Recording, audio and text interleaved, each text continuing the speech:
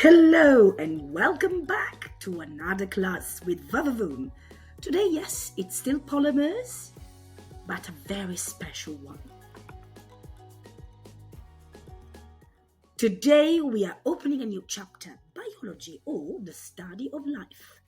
Bios, in ancient Greek life, logos, the study. But we will still be needing some of the beautiful things we learned when we were concentrating on chemistry. Yes, you've guessed it, more polymers. I am sure you remember the polymer structures we have studied, but just to be absolutely sure, here's a quick poster to remind ourselves. There are linear structures, branched structures, cross-linked structures, and network structures, and polymers can be both natural, found in Mother Nature, and man-made or synthetic. So far, so good. Do you remember the names of the beads that make these long chains? Pause this video. Yes, the name is monomer. Each bead is a monomer. Now have a look at this kind of new polymer. New to our class, but not new to nature. And here it is. You see it in two different figures, A and B, but they're the same polymer. B is how you found it in nature, in cells, in this double helix form. But A shows to you what it looks like when it's been wound. And doesn't it look a bit like a ladder?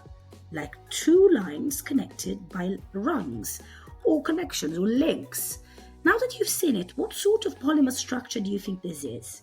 Linear, branched, cross-linked, or networked? Pause the video and discuss.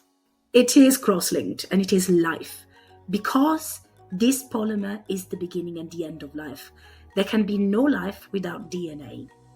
And it's not just human life or the life of the animals we are most familiar with. It's every sort of life, no matter how small or large.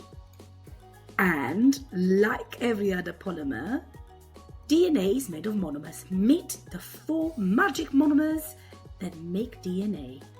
Cytosine C, guanine G, adenine A, and thymine T. Now, the interesting thing is that these monomers only link in couples. They work in pairs. And C only links up with G. And adenine A only teams up with thymine T. So you will not find C and T, but only C and G and A and T. DNA stands for deoxyribonucleic acid. It sounds like a tongue twister, but in fact, it is a storage of information about you.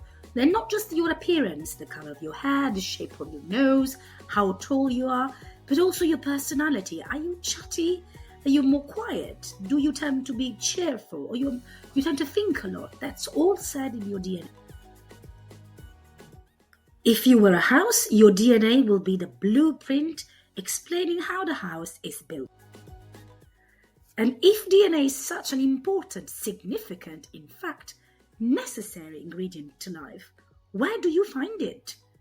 In cells. Have a look. These are human versus plant cells.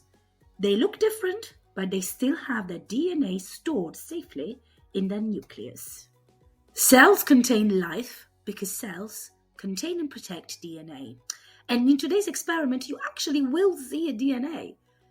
There are about 30 trillion cells in a human being.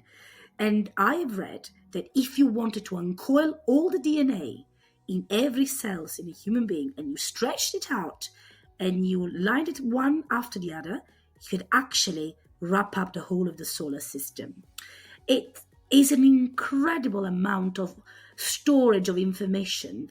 Even the most sophisticated computer could not compare. DNA is quite interesting, isn't it?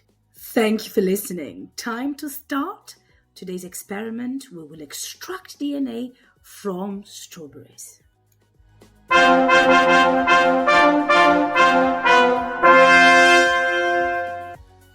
Even monocellular pathogens like bacteria, which only have got one cell, have got DNA. And look at where it is.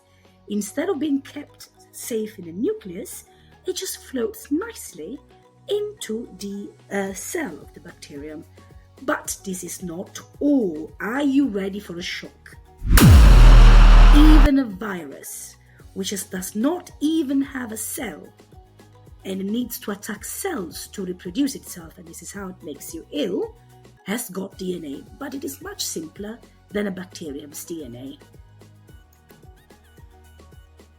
DNA is a succession of instructions, but it can be very complicated. Billions of instructions. Could you deal with billions of them? Well, fortunately, DNA has organized itself. It sticks itself in this chromosome. Do you see the structures? These are made of long strands of DNA and proteins, and they act a bit like files or boxes where you can find everything you need to know at quick and short notice. Hooray for being organized. Human cells come with 23 pairs of chromosomes, 46 in total, and we inherit 50% from mummy and 50% from daddy. And now you know why you got your mother's nose, but perhaps your father's hair, your maternal grandmother's attitude for, I don't know, athletics, and your uncle from your father's side, a genius for music. You've got 50% from your father, 50% from your mother. And these two complete sets of chromosomes make our cells diploids or diploids. Strawberries have got 8 complete sets of chromosomes, which make them octoploids. Octo, 8 in Greek. And that's not all. Chromosomes are split in sections, and each section is known as genes. Not these genes, genes. And the study of genes and how we carry out our traits, so their personality, the way we look, it's called genetics.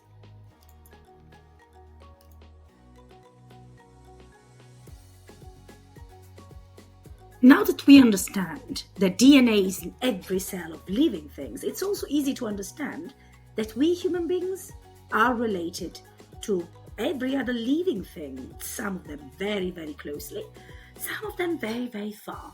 And here are a few amusing facts. How close do you think we are to bananas, or to cows, or to dogs and cats? Find out now.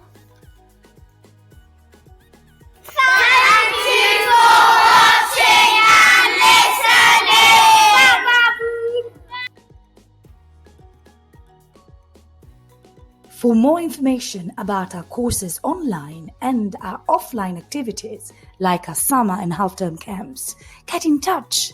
You know my email address. Have a good day.